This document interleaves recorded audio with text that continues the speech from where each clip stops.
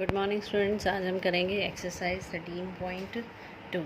इसका पहले बेसिक कर रहे हैं 13.2 के मल्टीप्लिकेशन थ्योरम ऑन प्रोबेबिलिटी। ये जो कंडीशनल प्रोबेबिलिटी की थी उसी से रिलेटेड है। P of E intersection F हमने निकाला था, क्या था? P of E by F, E intersection F by P of F. जहाँ पर हम ई की प्रोबेबिलिटी फाइंड आउट करते हैं, F has already occurred, A intersection F by P of F. इसी तरह यहाँ से इंटरसेक्शन की वैल्यू निकालते हैं तो इंटरसेक्शन की वैल्यू हो जाती है पी ऑफ एफ, यहाँ क्रॉस हो जाएगा P of F into E by F, P of F into P of E by F. और P of F by E क्या होता है? P of E intersection F divided by P of E. तो F intersection E या intersection F लिखिए एक ही बात है, तो इसकी इंटरसेक्शन की वैल्यू हो जाएगी P of E into F by E. तो ये था, आपके पास दो इवेंट दे रखी हैं तो वो मल्टीप्लिकेशन थ्योरम है। E intersection F is E into F by E. का मतलब क्या है? ई पहले तो ई की प्रोबेबिलिटी निकालनी है, फिर एफ़ की निकालनी है according to E. F by E का मतलब है E has already occurred. Here we have P of F. आप एफ़ की निकाल ली पहले, फिर उसके बाद आप ई की निकालेंगे, जहाँ पर ई बाई एफ़ का मतलब क्या है? F has already occurred. Now according to F you have to find the probability of E. ये तो थी टू इवेंट्स की। मोर देन टू इवेंट्स आ जाएँ, for more than two events, let us suppose that EF and G are three events in the sample space, then P of E intersection F intersection G कैसे निकालेंगे? सबसे पहले तो निकालेंगे simple P of E, फिर turn I P of F की। तो P of F का मतलब क्या है? F by E। F by E means E की E ऑलरेडी हैपन हो चुका है, तो F by E। E और F दोनों की हो गई। अब निकालेंगे P of G। जी की निकाल रहे हैं और पहले दो इवेंट हैपन हो चुकी हैं, ई एंड एफ़। तो जी और G by E F. E F का मतलब क्या है? आपकी ई और एफ़ के अकॉर्डिंग, यानी ई और F already occurred, so we have to find G according to E and F. तो जितनी भी इवेंट आएंगी, पहले की सिंपल, सेकंड की निकालेंगे अकॉर्डिंग टू फर्स्ट, थर्ड की निकालेंगे according to first and second, और आ जाएंगी तो फोर्थ की निकालेंगे according to first, second and third.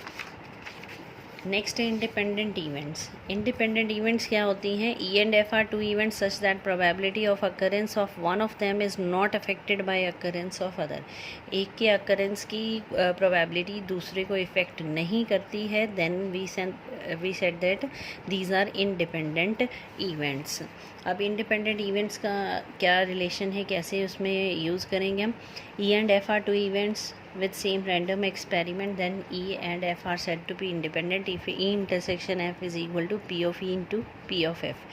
अगर intersection की probability P of E और यानी probability of E and probability of F की multiplication आ जाती है, then we say that these are independent। यानी आपको independent show करना, then you have to show that intersection is equal to probability of intersection is equal to P of E into P of F.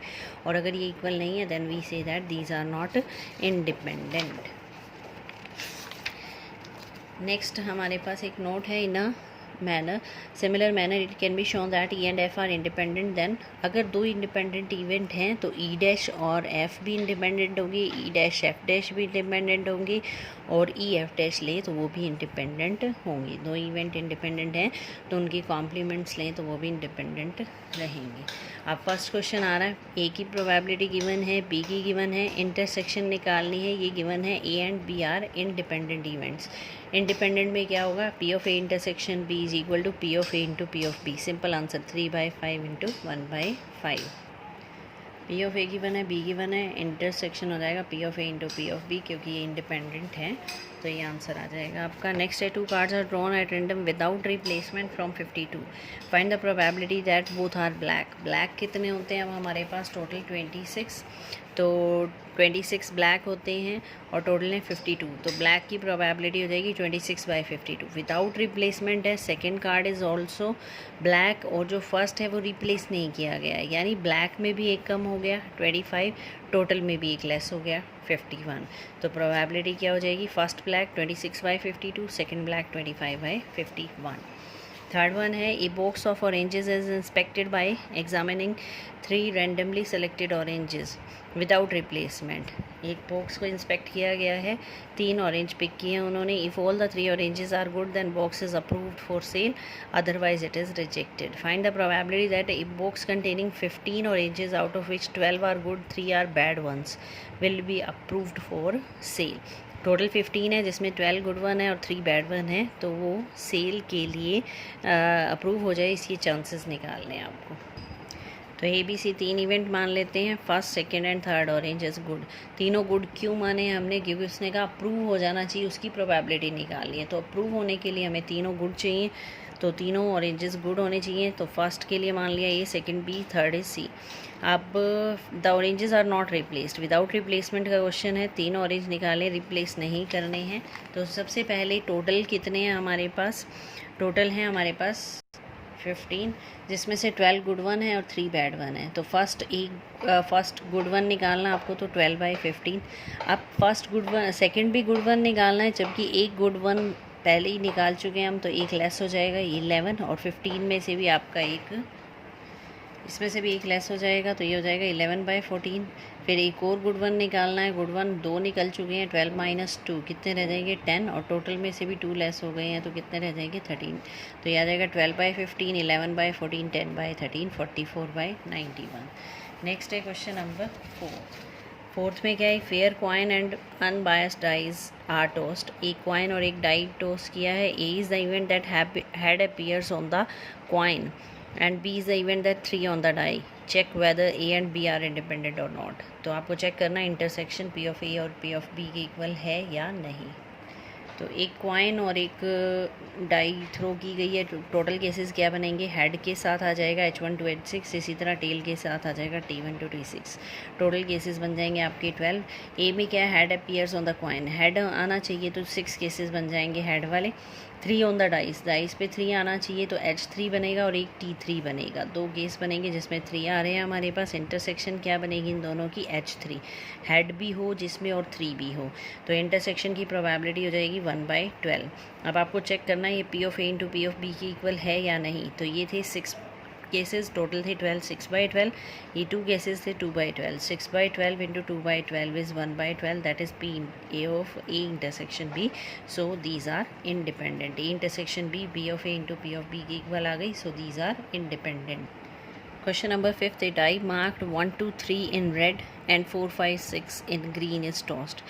1 2 3 की marking तो red colour से है और 4 5 6 की green colour से। Let A be the event that number is even, B is the event that number is red, are A and B independent। तो एक तो रेड मानना है, एक इवन मानना है। तो सबसे पहले ए मान लिया हमने, टोटल केसेस कितने हैं 6। ए मान लिया नंबर इज़ इवन, इवन क्या हो जाएंगी 2 4 6।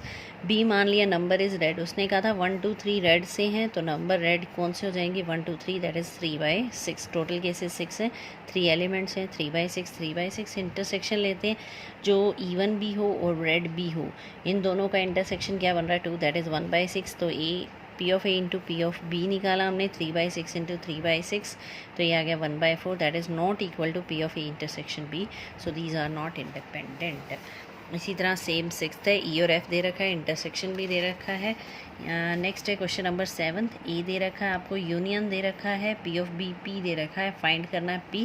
2 पार्ट है, म्यूचुअली एक्सक्लूसिव और इंडिपेंडेंट। एक्सक्लूसिव में क्या होता है, mutually exclusive means intersection is 5, nothing is common between them. Independent means you have to take that A intersection B, P of A into P of B। तो आपको P of A दे रखा है 1/2, union दे रखी है 3/5 और P of B दे रखा है P। First case लेते हैं म्यूचुअली एक्सक्लूसिव। एक्सक्लूसिव का मतलब इंटरसेक्शन इज़ 5, इंटरसेक्शन 5 है, तो इनकी प्रोबेबिलिटी क्या हो जाएगी इंटरसेक्शन की 0। We have A union B P of A plus B minus intersection का फॉर्मूला लगाया, यूनियन की वैल्यू गिवन है, A की गिवन है, P of B को P दे रखा है और इंटरसेक्शन की प्रोबेबिलिटी क्या हो गई 0। तो यहाँ से सॉल्व करेंगे तो P की वैल्यू आ जाएगी। सेकेंड पार्ट में था A and B are independent. Independent means you have to take P of A intersection B is P of A into P of B। तो ये हो जाएगा P of A plus P of B minus P of A intersection B बन जाएगा P of A into P of B। तो यहाँ पर P of A की वैल्यू 1/2 और B की वैल्यू दे रखी है P। इसी तरह इसको भी कैलकुलेट करेंगे तो यहाँ से P की वैल्यू आ जाएगी। इसी तरह नेक्स्ट है हमारे पास ए और बी इंडिपेंडेंट दे रखी हैं, ए और बी की प्रोबेबिलिटी गिवन है, इंटरसेक्शन की क्या हो जाएगी, इंडिपेंडेंट है तो P of A into P of B. Union का फॉर्मूला लगाएंगे A plus B minus intersection, intersection first part से आ जाएगी तो यूनियन भी आ जाएगी, ए बाई बी हो जाएगा intersection divided by P of B, और बी बाई हो जाएगा intersection divided by P of A. If next ninth, if A and B are two events, A और बी और इंटरसेक्शन दे रखी है, P of not A and not B आपको find out करना है। तो पी ऑफ ए दे रखा है 1/4, बी दे रखा है 1/2, P of A intersection B है 1/8। You have to find P of not A and not B. Not A का मतलब ए का कॉम्प्लीमेंट, एंड का मतलब इंटरसेक्शन, और आ जाए तो और का मतलब होता है यूनियन। तो एंड का मतलब इंटरसेक्शन, नोट बी का मतलब बी का कॉम्प्लीमेंट। तो ये हो जाएगा A union B whole complement by using De Morgan's law. De Morgan's law में क्या होता है, आपका इंटरसेक्शन यूनियन बदल जाता है, यूनियन इंटरसेक्शन में बदल जाता है। तो ये हो जाएगा ए यूनियन बी का whole complement 1 minus A union B. किसी का भी कॉम्प्लीमेंट निकालना हो तो 1 में से सब्ट्रैक्ट कर देते हैं। ए यूनियन बी का फॉर्मूला लगाया, P of A plus B minus intersection, P of A, P of B और इंटरसेक्शन तीनों की वैल्यू गिवन है। अब आपको निकालना है A dash intersection B dash, तो ये हो जाएगा 1 minus P of A union B. A union B 5/8, 1 minus 5/8 is 3/8। 10th में ए और बी इवेंट्स दे रखी है, प्रोबेबिलिटी ए की गिवन है, बी की गिवन है, नोट ए और नोट बी की गिवन है। State whether A and B are independent, you have to check independent और not. So we have to check A, probability of A intersection B is equal to P of A into P of B और not. तो P of A 1/2, B 7/12, उसने कहा था not a और not be, और का मतलब union.